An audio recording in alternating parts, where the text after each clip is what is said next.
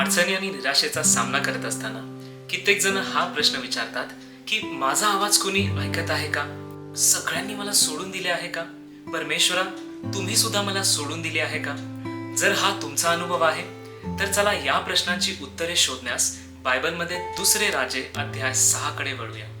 अध्याय 6 मध्ये आपण पाहतो की आरामचा राजा इस्रायलच्या राजावर हल्ला करण्यास कट रचत होता. पण परमेश्वरांनी या सर्व योजना एलिशाला कळवल्या. एलिशा नंतर इस्रायलच्या राजाकडे गेला, त्याला या सर्व योजना सांगितल्या आणि त्याला चेतावणी दिली. यामुळे इस्रायलचा राजा कित्येक वेळा ह्या हल्ल्यांपासून वाचला. आरामचा राजा आपली योजना नेहमी अपयशी ठरत असल्याचे पाहून संतापला. त्याला असे वाटले की आतूनच कोणीतरी विश्वासघात करणारा आहे.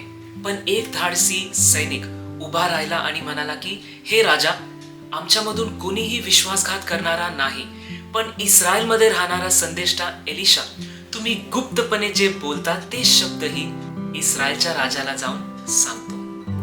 हे सत्य ऐकून आरामच्या राजाने क्रोधित होऊन एलिशाला मारण्यासाठी आपले सैन्य पाठवले. हे पाहून एलिशाचा एक विद्यार्थी घाबरून एलिशाकडे धावत गेला आणि प्रश्न विचारले की आपण आता काय करावे? पण एलिशाने उत्तर दिले, भिऊ नको, कारण आपल्यासोबत असलेले त्यांच्यासोबत असलेल्यांपेक्षा जास्त आहेत. आणि एलिशाने प्रार्थना केली आणि म्हणाला, प्रभू, मी विनंती करतो की त्याचे डोळे उघड, जेणेकरून तो पाहू शकेल.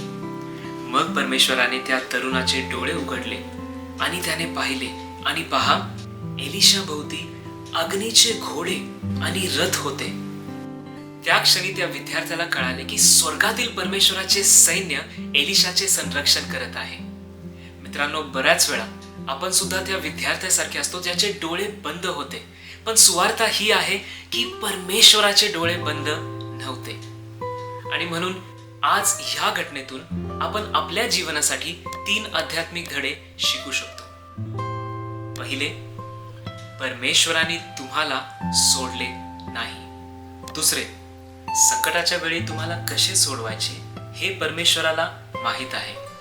तिसरे, परमेश्वर नेहमीच आपल्या बाजूने आहे आणि कधीही आपल्या विरोधात नाही. म्हणून जेव्हा तुम्हाला पुन्हा हा प्रश्न विचारण्यास मोह आल्यास की परमेश्वर तुम्ही कुठे आहात, परमेश्वर तुम्ही मला सोडून टाकले आहे का, त्या क्षणी एलिशाप्रमाणे प्रार्थना करा की हे परमेश्वरा, माझे आध्यात्मिक डोळे उघडा, जेणेकरून मी माझ्यासाठी तुमची योजना पाहू शकेन. हे परमेश्वरा, माझे डोळे उघडा.